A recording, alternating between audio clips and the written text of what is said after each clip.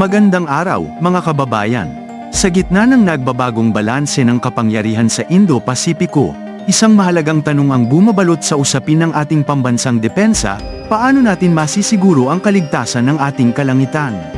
Sa tulong ng aprobadong pambansang budget na umaabot sa PHP 265.10 bilyon para sa taong 2025, ang Pilipinas ay nakatakdang pasukin ang bagong yugto ng modernisasyon sa ating sandatahang lakas.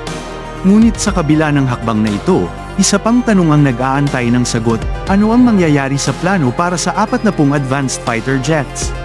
Bago natin talakayin ang mahalagang usapin na ito, huwag kalimutang mag-subscribe, mag-like, at pindutin ang notification bell para manatiling updated sa mga balita at diskusyon ukol sa pambansang depensa.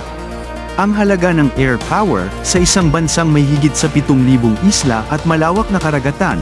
Hindi na opsyonal ang pagkakaroon ng makabagong air power, ito ay isang pangangailangan. Narito ang 3 pangunahing dahilan kung bakit ito napakahalaga. 1. Katatagan ng rehiyon. Ang modernong air power ay magbibigay daan sa Pilipinas na makipagtulungan sa mga kaalyado tulad ng Estados Unidos, Japan, at Australia upang mapanatili ang seguridad sa rehiyon. 2. Pag-iwas sa pagsalakay. Sa gitna ng tumitinding alitan sa West Philippine Sea, ang malakas na Air Force ay isang mabisang panangga laban sa mga lumalabag sa ating soberanya. 3.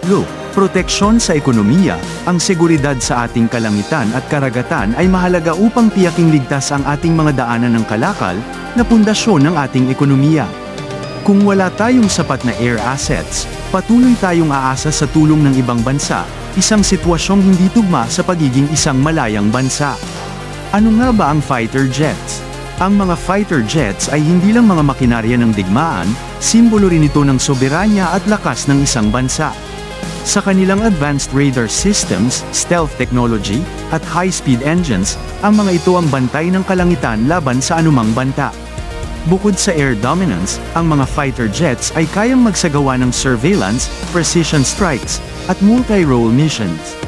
Sa mabilisang mundo ng modernong labanan, ang pagkakaroon ng mga ito ay hindi maaaring ipagpaliban. Mga opsyon ng Pilipinas: Gripen, F-16, at KF-21. Ilang taon nang sinusuri ng Pilipinas ang iba't ibang plataporma upang mapalakas ang ating air fleet. Narito ang 3 pangunahing kandidato. 1. Gripen, Sweden. Kilala sa versatility at cost-effectiveness, ito ay angkop para sa mga bansang may limitadong resources. May superior maneuverability at madaling maintenance, kaya't madali itong operasyonal kahit sa mas simpleng pasilidad. 2. F-16 Fighting Falcon, USA. Subok na sa maraming labanan, ang F-16 ay may cutting-edge technology at malawak na suporta mula sa mga kalyadong gumagamit nito. Ang reputation nito bilang isang maasahang fighter jet ang isa sa malalakas nitong selling points. 3. KF-21 Boramae, South Korea. Bagamat bago sa industriya, ang KF-21 ay nagtataglay ng stealth capabilities at advanced avionics.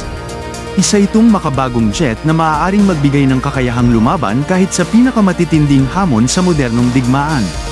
Ang bawat isa sa mga ito ay hindi lang teknolohikal na hakbang pasulong kundi oportunidad din upang palakasin ang ating relasyon sa mga kaalyado.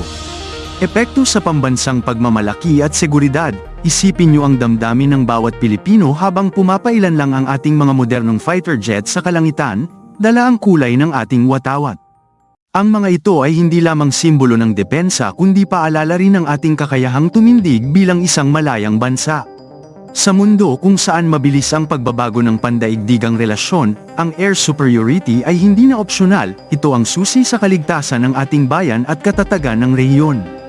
Karagdagang impormasyon, mga pondo at potensyal na proyekto. Ayon sa pinakahuling balita, ang PHP 265.10 bilyong depensa budget ay hindi lang nakalaan para sa fighter jets.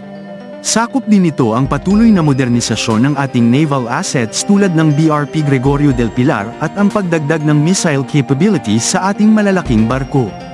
Pinag-uusapan din ang posibilidad ng pagkakaroon ng advanced radar systems at drone technology upang lalong mapabuti ang surveillance at response capabilities ng bansa. Conclusion, habang papalapit ang desisyon sa pagpili ng fighter jets, Ito ay higit pa sa teknolohiya, ito ay tungkol sa kinabukasan ng ating bayan. Sa tulong ng bagong budget at tuloy-tuloy na pakikipagtulungan sa ating mga kaalyado, tiyak na angat ang kakayahan ng Pilipinas na pangalagaan ang ating kalangitan at teritoryo. Mga kababayan, sama-sama nating suportahan ang pagsulong ng ating sandatahang lakas. Huwag kalimutang i-like ang video, mag-subscribe, at i-share ito sa iba upang mas marami ang magkaroon ng kamalayan tungkol sa ating pambansang depensa. Hanggang sa susunod, ito ang inyong kasama sa talakayan ng pambansang seguridad, pambansang kalasag.